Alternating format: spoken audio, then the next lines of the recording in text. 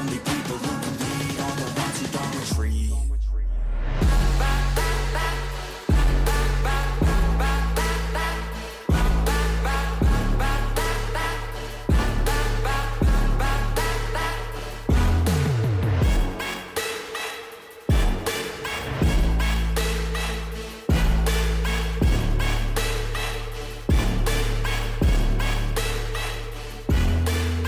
You guys see the racing, you see the glory, you see the mudslinging, you see the checkered flag, you always see that fun, amazing thrill, but you guys never get to see behind the scenes. You don't see what it takes to get there, the journey of chasing it, and what it takes to spend, the time, the money. So today, I want to pull back the curtain and show you guys what we're looking at today, what it took for me to chase 9 rounds of the season to secure a championship and make it all happen. So for those new to this whole racing world, because I'm coming to realize that in my time at YouTube that there's a lot of people that don't race. They actually are just pleasure riders, or even just people that have never made it to a GNCC, because even for me up until this year, it was always a bucket list, and my wife helped me enable that dream and make that a reality.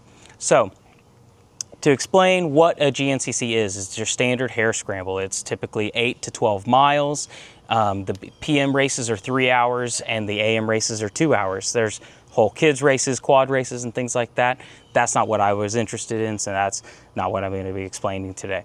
So for us, for me, racing is a way of life. It's always been a journey that I wanted to chase. It's something that I really wanted to take the electric bike that I love, but not just for that. I wanted to make that happen. It's a long journey that I've been really trying to pursue.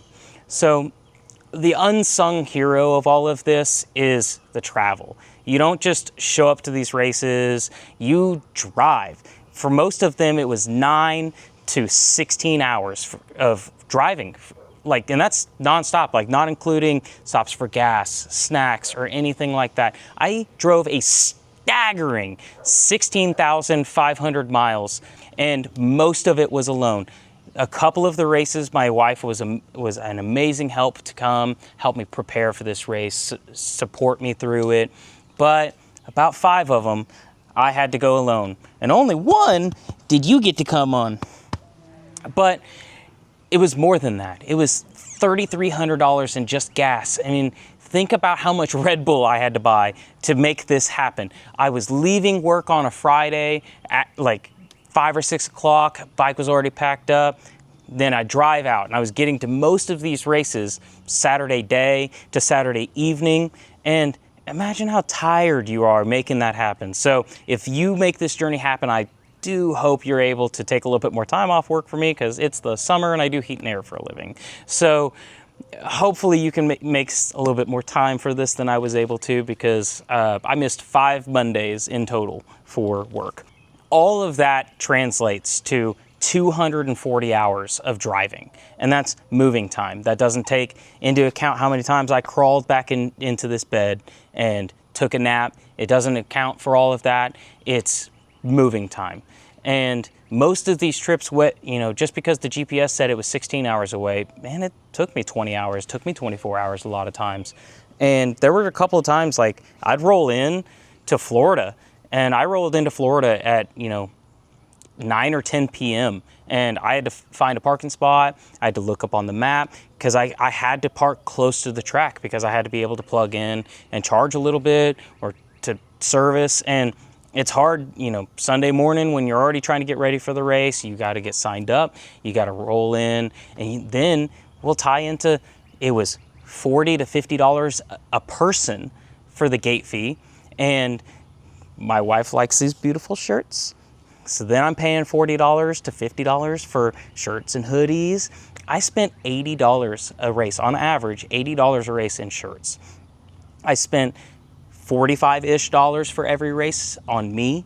And then if she came, or if a friend came, I didn't pay for the friend, but I got him there. And because it was just nice to having somebody to help me drive.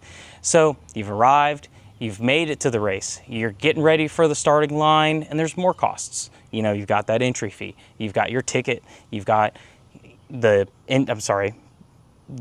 race fees, you've got all of that, and they vary. But I always recommend trying to sign in online. You get a little bit of Rocky Mountain Race Gas cash when you do that for you.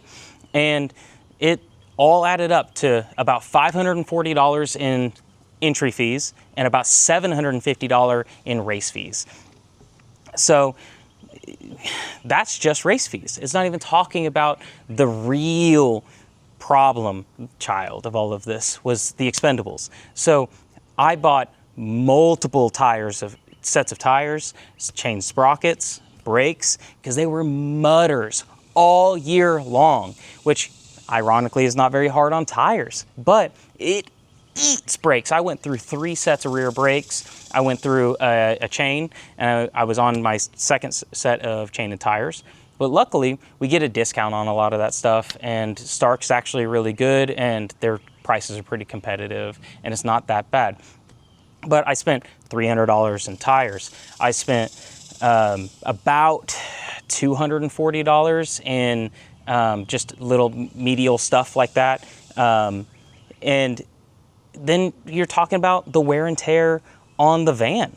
You know, I did 3 oil changes in just the mileage alone. And luckily, my amazing wife helps me do the oil changes. She did 2 of them on her own because I'm not that kind of guy. But I fixed the AC on the house. So, you know, it's an equivalent exchange. So, I mean, just $120 in just oil alone for all that stuff. And it's all good peace of mind.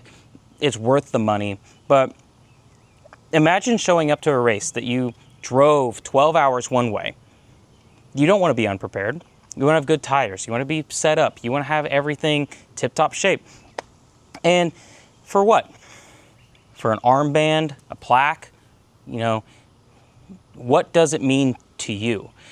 So to summarize, what does it take for somebody like me in Oklahoma, granted, because if you're on the East Coast, these races are significantly closer for you. But to break it down individually, I spent $3,300 in gas. I spent a total of 240 hours driving. In total, it ended up being about 300 hours behind the wheel or in the van. Entry fees, I spent $540. Gate fees, I spent $750. I think I had that backwards earlier, but yeah. In tires, I spent about $300. Tire bibs, I did have to buy a set of those. They were $240 on their own. And then I got the chain and sprockets for $130. Multiple sets of rear pads for $80. I'm really kind of surprised that the front brakes made it through a whole season, but that probably says I'm not using them well enough. I should probably go in a little faster. And then, you know, the oil changes on the van, $120. So in total, I spent $5,400 and 240 hours in a van. Well, 300 hours in a van. So is it worth it to you? You know, is the thrill, is the chase, is the fun, is this all worth it to you? Because you could race your local series and you could get racing, but what's it like when you show up and there are thousands of people there? There are spectators all over. People cheering you on, people thrilled. It doesn't matter if you're going slow, it doesn't matter if you're going fast. It doesn't matter if you fall on a hill, it doesn't matter if you win or lose. People are still cheering you on and they're excited. And that makes you excited. Do you get that at your local race? I don't. People barely know who I am, and That's a lie. They kind of know who I am. They but know you. I don't get people cheering me on all over the place. But you know what? At a GNCC, you do. It is a rush. It is an amazing moment. We're going to show you some of this excitement that we had throughout this, but it was a thrill. I would love to be able to do this again, but the problem is it is so much time. The money, I can make more money, but I don't have all that time. I cannot afford to be able to sacrifice so much of my life and time to give up to that. And it is such a huge part of my heart, and I loved it, and I will cherish racing GNCC forever. But from this point forward, I think I'm only going to hit select races. I'm going to try racing NEPG next year. We'll see how it goes. But GNCC was amazing. I loved every single one of you. There were so many people that recognized me and said hello, and it warms my cold little heart when people are like, kids are like, oh my God, I watch your videos. And that is awesome. And I hope you get to experience that too, because you know how many times I'd just be walking the pits saying hi to people, and they'd offer me a beer and hang out. You just talk to people. And you know what? I never met anybody mean at a GNCC. It's an amazing crowd. They're awesome. The events are somewhat well organized, but how well do you expect it to be organized when there's literally thousands of racers? How well of an oiled machine do you expect to get? So as long as you have a little bit of patience for things to not be perfect, I hope you enjoy it. And I appreciate you watching. I hope you have like and subscribe. Awesome souvenirs. Souvenirs! Woo. Sorry, no bird today. Do you think it's worth it? It was worth it. It was worth it. I really enjoyed it. Do you think it was worth it?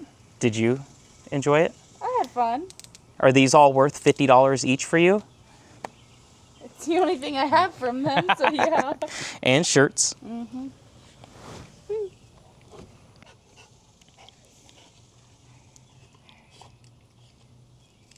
Hey, get it, get it. Be rid of. You have to realize how much How many bugs are around? Ah!